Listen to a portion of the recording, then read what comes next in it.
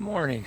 I'm out for a little walk along the river this morning, trying to get my calm started on this day.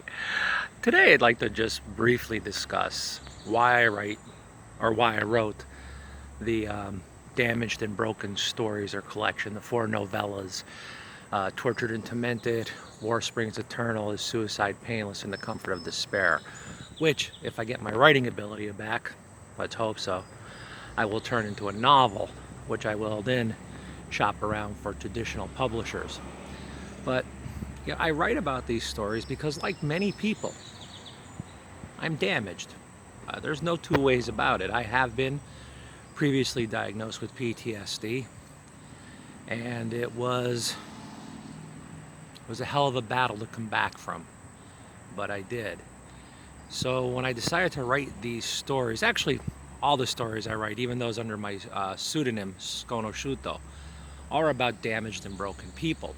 Uh, yeah, I've written this before. You know, what gives us insight is that the same damaged or broken we see in someone else is this what is present in us.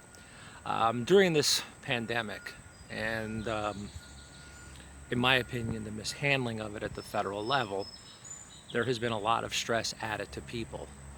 Both those who have had to work through this. I have had to work. I'm considered essential, and I've only been out of work, I think, 4 working days because of the pandemic, or during the pandemic, and those who have lost their jobs. And it's sad because those who can no longer work because of the pandemic are somehow being vilified, though they're the victims. But that's for another time. What I would just want to talk about briefly is that it's okay that we're being damaged by this. Some will end up broken. I'm not sure. I may end up being one of the broken. I have lost my ability to write at this time, and it bothers me a lot. You know, it was my outlet. And because of the pandemic, I won't go to a gym, so I've lost that outlet of working out. But it is the situation we're in, and I don't think past the end of the day. If anything, I only think of today and getting through the day.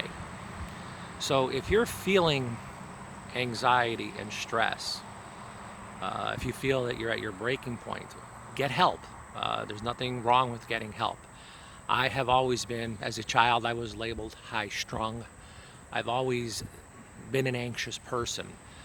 My ability has never been strength through a crisis. You know, I do break down and cry during crisis.